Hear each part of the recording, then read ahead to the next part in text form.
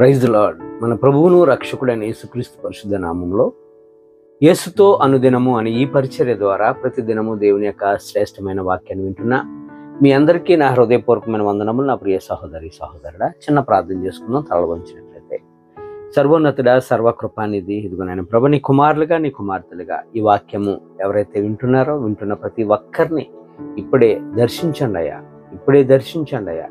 నీ మాటతో ప్రతి ఒక్కరిని నాయన ప్రభా ఆదరించండి, ప్రేమించండి, మేల్కొల్పండి. నీ కృపగల హస్తాలతో ఈ వాక్యం వింటున్న ప్రతి ఒక్కరిని పేరు పేరుని దీవించండి అయ్యా. మరలా ఎప్పుడైనా ఈ క్షణంలో విన్నా లేకపోయినా మరలా ఎప్పుడైనా ఈ యొక్క వీడియోను ఆన్ చేసి విన్నప్పటికీ కూడా నీ కాపుదల, భద్రత, సంరక్షణతో నాయన ప్రభా నీ బిడ్డలతో సూటిగా మీరే మాట్లాడమని యేసు నామంలో ప్రార్థించి వేడుకుంటున్నాం మా యెహోవా తండ్రి, ఆమేన్. God bless you. దేవుడు ఈరోజు మనతో మాట్లాడుతున్న మాట ఏంటంటే, మనపై అనేకమైన కాడులు పెట్టుకొని జీవిస్తుంటాం. ప్రతి ఒక్కరికి ఒక్కొక్కరికి ఒక్కొక్క రకమైన కాడి ఉంటుంది. కాడి అంటే భారము, బాధ్యత, శోధన, మనల్ని కృంగదీసే క్రియలు, అలాగే అనేక రకమైన అందులో పాప బంధకాలనే కాడులు, రకరకాల కాడులతో మనస్తూ మన జీవనోపాధిని చేసుకుంటూ వెళ్తుంటుంటాం. ఒక్కొక్కసారి దేవుడే దారి తొలగిపోతున్న మన జీవితాన్ని ఆయన సరిచేయడానికి ఏం చేస్తాడంటే మన మీద కాడి ఉంచుతాడు. ఆ కాడి వల్ల మనం అటు ఇటు వెళ్లకుండా సెట్ అవుతామని ఒక్కొక్కసారి మనమే మన చేతులారా మనమే కాడులను, భారాన్ని పెంచేసుకుంటుంటాం. నేను ఒక్కనొక్క టైంలో ఆర్థికపరమైన ఒత్తిళ్లతో చాలా ఇబ్బంది పడుతున్న సమయంలో సమస్త భారమును నాది కానిది కూడా బయట వాళ్ళది కూడా నా నెత్తి మీద వేసుకుని మోస్తూ అనేకమైన అవమానాలు పడుతూ, అనేకమైన ఇబ్బందులు పడుతూ, అనేకమైన మాటలు పడుతున్న టైంలో నేను అనుకున్నాను, ఇది నాది కాదు కదా, నాది కానిది కూడా నేను ఎందుకని నేను మాట పడాలి అని అనుకున్న టైంలో దేవుడు నాకు వాక్యంతో నాతో మాట్లాడారు. ఆ టైంలో నేను దేవునిపై నా గురి నిలుపుకున్నాను. దేవునితో నేను సూటుగా మాట్లాడుకోవటం ప్రారంభించాను. ప్రభువుకి సరెండర్ అయ్యాను. దేవుడు నాతో మాట్లాడిన మాట మత్తయి సువార్త 11వ అధ్యాయం 28వ వచనం నుండి 30వ వచనం వరకు దేవుడు ప్రతి మాట ద్వారా నన్ను బలపరిచారు. ఆ మాట ఏంటంటే, ప్రయాసపడి భారము మోసుకొనుచున్న జనులారా, సమస్త జనులారా నా యొద్దకు రండి, నేను మీకు విశ్రాంతి కలుగజేతును.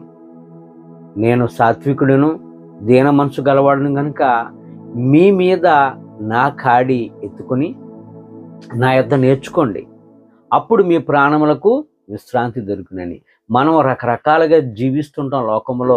ఏవేవో ఎవరి మాటలో వినేస్తూ వారి యొక్క భారాన్ని కూడా మనం మోస్తూ జీవిస్తుంటుంటాం. ప్రభు అంటున్నాడు, నా యొద్ద నేర్చుకోండి, అప్పుడు మీ ప్రాణములకు విశ్రాంతి కలుగునని. ప్రభు యొద్దకు వచ్చి ఆయనకి సరెండర్ అయ్యి ఆయన యొద్ద మనం ఎప్పుడైతే నేర్చుకుంటామో ప్రతి విధమైన కాడులన్నీ కూడా దిగిపోతాయి.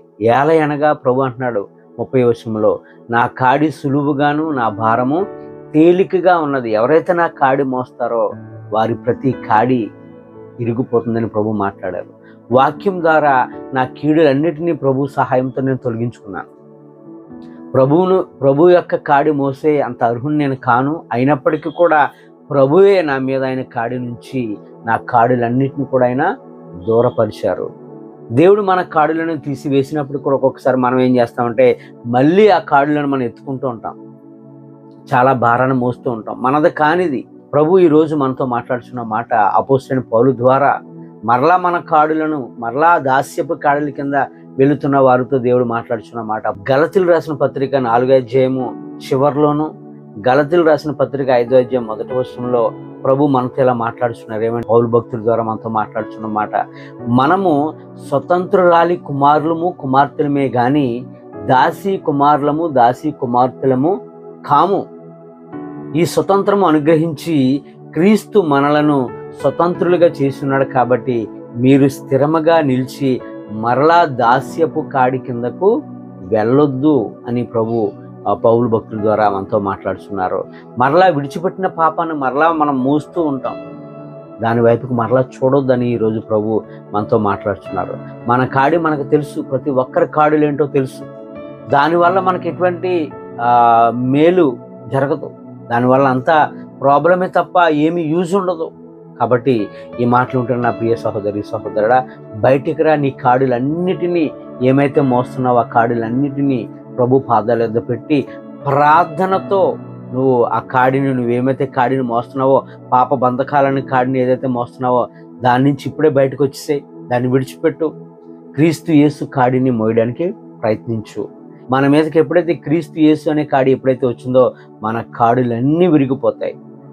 మనలను ఏ శోధన జయించలేదు. అవి ఏ కాడి కూడా మన యొద్ద రావడానికి అది నిలవలేదు, రాదు కూడా. కనుక ప్రభు కాడిని మోయడానికి మనం ప్రయత్నిద్దాం. మన కాడులన్నీ దేవుడే విరగొడతాడు. ప్రభుకి సరెండర్ అవుదాం. మొట్టమొదటిగా నీ పాపములు నా పాపములు ఒప్పుకొని ప్రభుకి సరెండర్ అయ్యి మన కాడులు ఏమైతే ఉన్నాయో వాటిని విడిచిపెట్టడానికి ప్రయత్నం చేయి. ప్రార్థన ద్వారా దేవుని యొద్ద కనిపెట్టు. ఈ మాటలు దేవుడు మనందరి జీవితంలో నెరవేర్చును గాక. ఆమేన్. God bless you.